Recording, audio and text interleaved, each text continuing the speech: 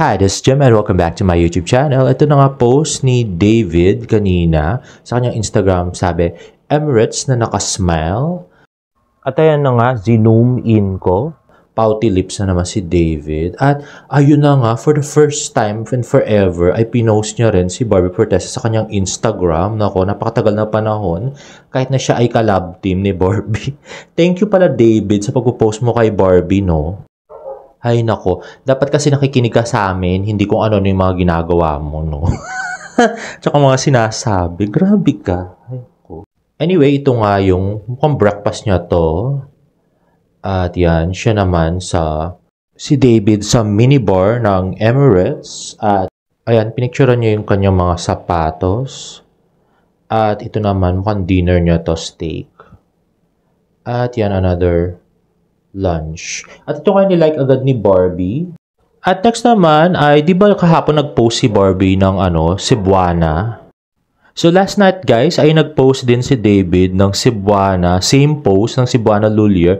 At mukhang sana may gawin silang commercial with Cebuana, no?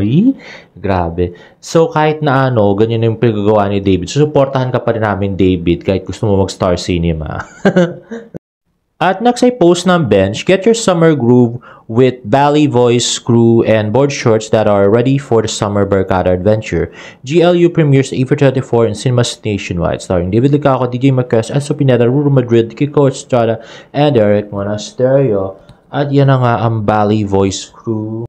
At ito nga yung mga broad shorts nila. Yung kay David ay 549.75. So, gusto ko sana yung lumang ginamit nila Enzo. Pero siguro mabaho na yun. Tsaka baka buhay pa ba yun? 5 taon na, grabe. Next naman ay post ng All Out Sundays. Ayun na nga, from bubbly and sweet to fierce and feisty. Barbie Fortesa will unleash her more daring side live this Sunday on AOS mismo. Ayun na nga, ang balita ko ay live ang ating primetime princess sa AOS tomorrow. Ayan na si Barbie, napakagaling sumayaw at napaka-pretty talaga sa personal, grabe, I swear. At next naman ay post din ng All Out Sundays teaser. Ayun na nga, Barbie on AOS mismo. At yan, All Out Showdown ng mga singers nila. And Pinay K-pop star Chanty may surpresa sa All Out Sundays. And next naman ay post ni Eliza. So sa Twitter to, nagulat ako, tinag niya ako bigla. Actually, sabi niya, what's the fucking here?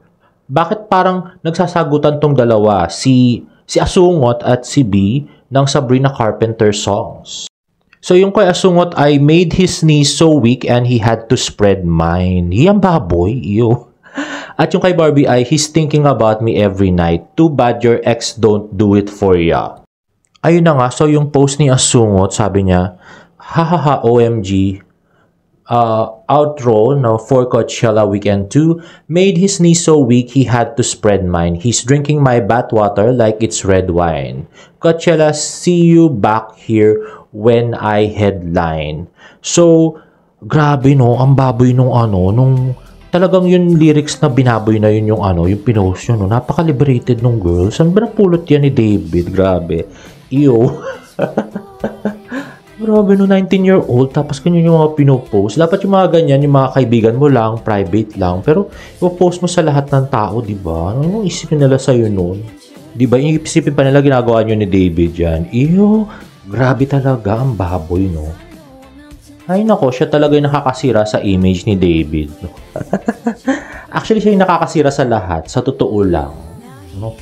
Ay, tama-tama talaga yung yung sinabi sa amin na may jinx tong si Asungot. Grabe. At next nga ay pinoint out sa akin ng friends ko na bakit daw pag si Barbie daw yung nagpicture kay David ay talaga nagpapakute si David. Napakagwapo at saka picture perfect talaga sa mga picture. But daw yung kay Asungot mukhang lagi nakasimangot. Ito, let's see the pictures. O diba, napakagwapo niya dito. Perfect na perfect. O ito pa diba? Nagpo-post talaga, napakagwapo. Tapos ito yung mga kay Asungot. Di ba? Normal guy lang. Ito pa, di ba? Parang Parang parang galit na nakasimangot. O ito naman, medyo masaya siya, pero ganun lang. Hindi naman siya nagpa-cute. Pogi lang siya.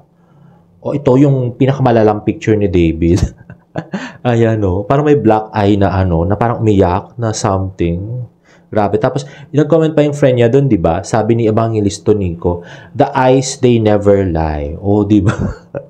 Grabe. So, may something talaga, May something na something, Bakit ganun siya mag-post kay Barbie at ganun naman siya mag-post kay Asungot? Ay, nako.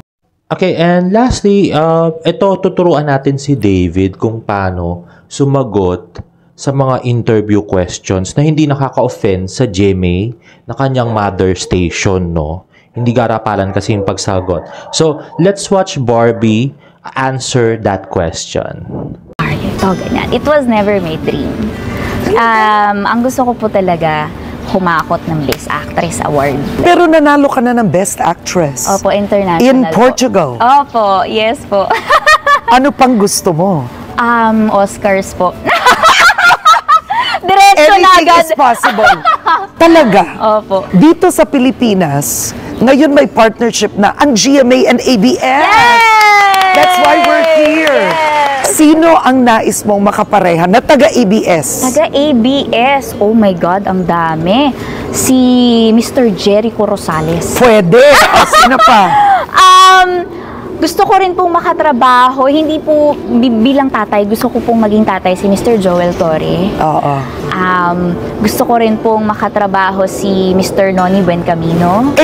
Yung ABS na may love story. Love story. Gusto ko pong makatrabaho si Joshua Garcia. Napanood ko po siya sa Vince, Kath, and James. Pinanood ko po yung sa sinihan. So, ganun dapat sumagot, David. Medyo gradual, at saka medyo humble. Hindi yung garapalan na gusto mo talaga agad si Catherine. Dapat medyo lumigoy-ligoy ka din ng konti para hindi ka mukhang garapalan, Talagang movie addict ka? Opo. Kasi kahit po paggawa ng character, kinukuha ko sa movies. I get it from my favorite actresses or my favorite films. Pagka meron akong certain role na kailangan. Sino ang paborito mong local actress? Sherry Hill po. Sherry Hill. After Maria Clara at Ibarra, anong gusto mong gawin? Gusto ko po magpelikula. Gusto ko po sana, yung medyo edgy. Hindi masyadong predictable yung concept. And gusto kong makatry ng thriller. Kasi parang masaya naman pong gawin ang mga love story, rom-com, ganyan. Pero napapanood kasi na natin siya sa teleserye. Pwede na natin siyang gawin sa teleserye. So why not, kung magbabayad din lang ang mga tao, let's make something different. So, ganon, David, yung mga pagsagot, Hindi yung diretsahang Star Cinema kasi lumaki ka na sa Star Cinema, ganon. Kahit nga sinasabi na sa'yo yung GMA Films, parang atsapuera yung GMA Films, Kaya ka napapagalitan, grabe. Learn from Barbie. Dapat, grabe, ang dami mong matututunan kay Barbie.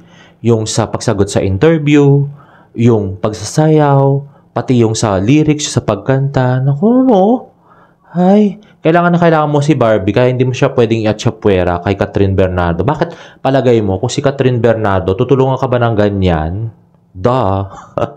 Catherine Bernardo yun, Pakialam nun sa'yo. Kaya, kung ako sa'yo, David, hanggat wala ka pang napapatunayan, mag-stick ka muna sa collab team mong si Barbie Fortesa at sa GMA Films, Saka ka na mangarap ng Star Cinema pag talagang may napatunayan ka na as an actor. Kasi eventually, hindi naman sila yung, hindi mo naman kailangan mag-apply sa kanila. Sila mismo ang lalapit sa'yo, Hindi yung parang ina-atsapuera na yung mother network mo, pati yung love team mo, Grabe, Konting humbleness naman, hindi yung pagiging hambog. Anyway, if you like this video, please give it a thumbs up and please subscribe to my YouTube channel for more Barda updates. See you in my next vlog. Bye!